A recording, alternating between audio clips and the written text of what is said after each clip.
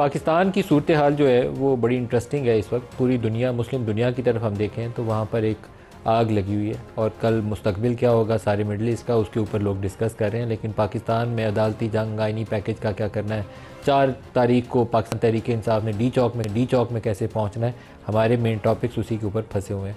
और क्योंकि main headlines ही वही हैं तो इसलिए प्रोग्राम भी हमारा उसी के ऊपर होगा। डॉक्टर जाकिर नाइक पाकिस्तान आए हुए हैं, तो प्रोग्राम में थोड़ा सा आगे चलकर हम उनका एक इंटरव्यू भी है, इसी मिडल ईस्ट की सूरत दुनिया किस तरफ जा रही है उसके ऊपर उनसे सवालात हैं, वो भी आपको सुनवाएंगे। प्रोग्राम की इब्तिदा हम करेंगे जो इस वक्त सबसे बड़ा हुकूमत की प्रायोरिटी नंबर 1 लगती है, जो एजेंडा उनका टॉप ऑफ द लिस्ट है, वो है आइनी पैकेज। क्या वो कर पाएंगे? इसका बहुत ज़्यादा इन्हिसार 63 है कि उस केस के ऊपर है जो इस वक्त सुप्रीम कोर्ट के सामने है।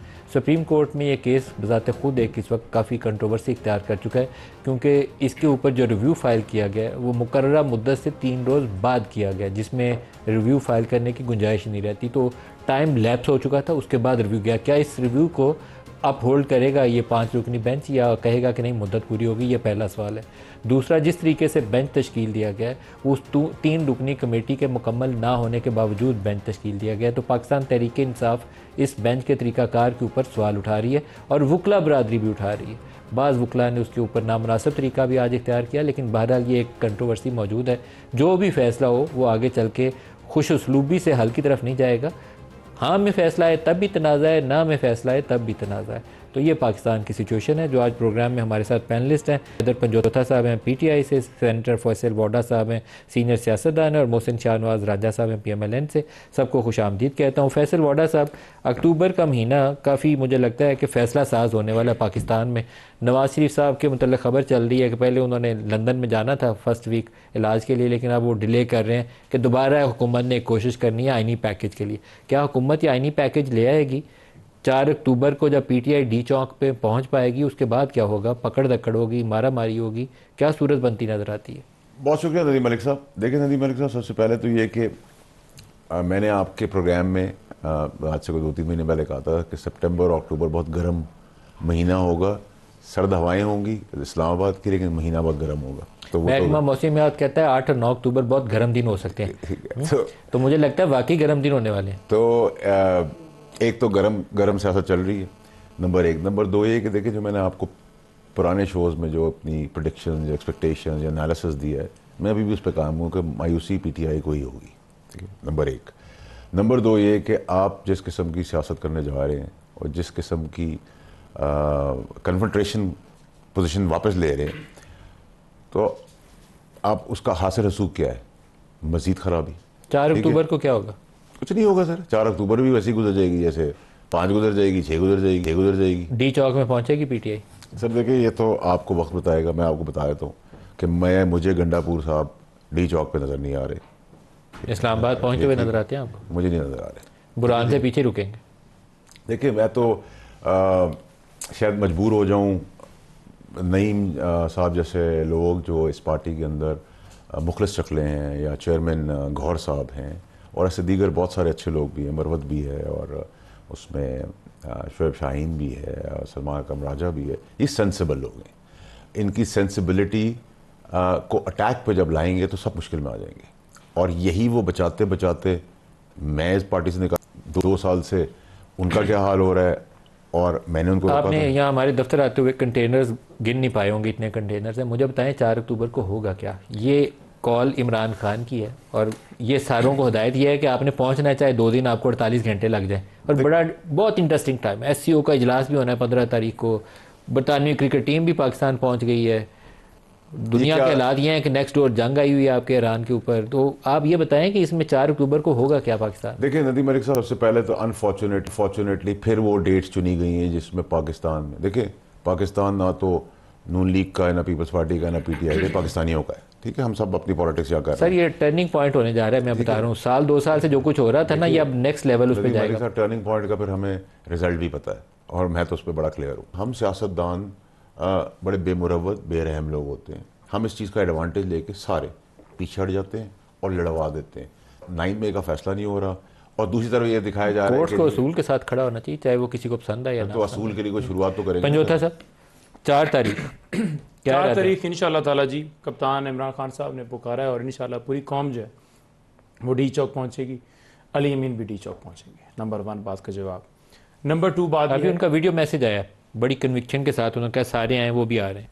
बिल्कुल आ रहे हैं, और इंशाअल्लाह ताला आपने देखा जैसे संगजानी है, लाहौर पहुँचे, यहाँ पहुँचेंगे, सवाबी है, हर जगह है, इंशाअल्लाह ताला आप पहुँचेंगे। मुझे लगता है संगजानी के लिए काफ़ी बड़ी सी खुली सी जगह आप लोगों के लिए तैयार रखें, कल पकड़ पकड़ के आपको वहीं लेकर जाएंगे, डी चौक में नहीं आने देंगे आपको।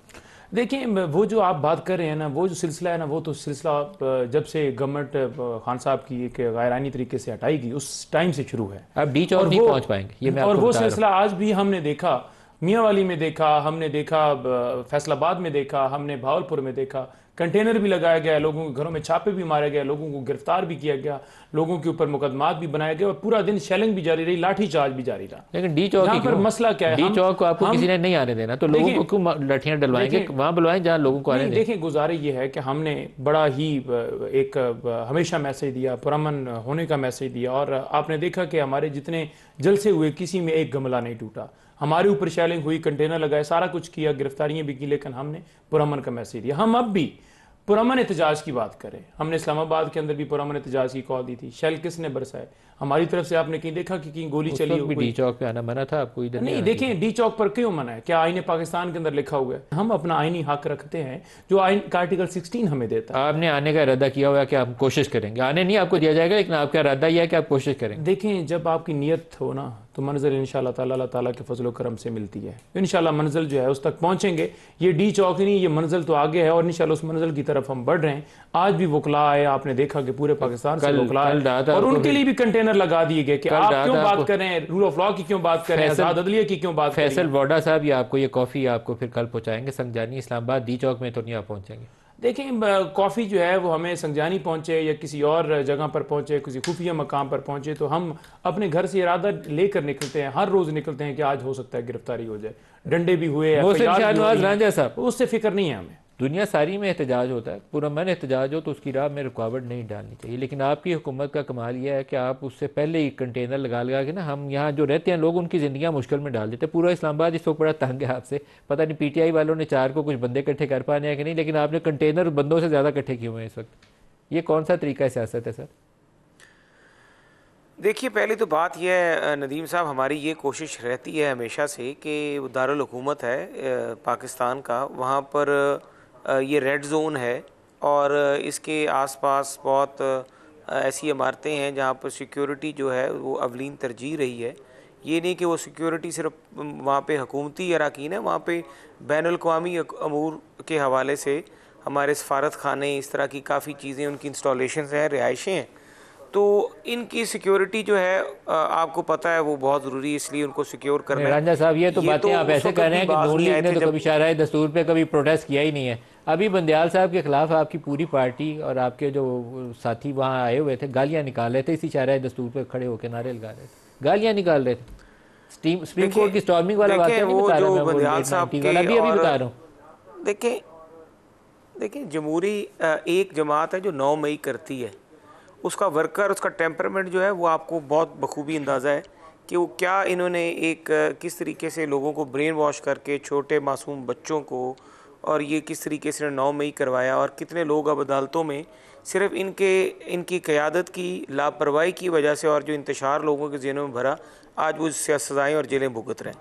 ये कंटेनर तो मैं समझता हूँ इनको फ़ायदा तहरीक इंसाफ को ही होगा इन कंटेनर्स का, कि फिर कोई ऐसा वाक़या नहीं होगा कि ये जाके कहीं पे ये आग इनके जो वर्कर्स हैं आग जलाओ और पथराव का काम शुरू कर दें, पेट्रोल बम फेंकने शुरू कर दें हसास इमारतों पे। ये तो इनकी बेहतरी है, क्योंकि ये तो अपना वर्कर भी कंट्रोल नहीं कर सकते, ना ही अपने जज्बात कंट्रोल कर सकते हैं, और इसका तो मिसाल पूरे पाकिस्तानी कौम के आगे मौजूद है। टकराव वाला रास्ता है, ये टकराव वाला रास्ता है, आज नहीं तो कल किसी वक्त भी वो नाखुशगवार वाक़या हो जाना है, जिसका बहुत अरसे से सबको खौफ है कि वो हो ना जाए कुछ ऐसा इवेंट जो सियासत का रुख ही ना पाकिस्तान में बदल दे। मुझे लगता है कि आप बहुत तेज़ी के साथ भागे जा रहे हैं उसी तरफ, सिर्फ आप नहीं पीटीआई वाले भी। देखिए मैं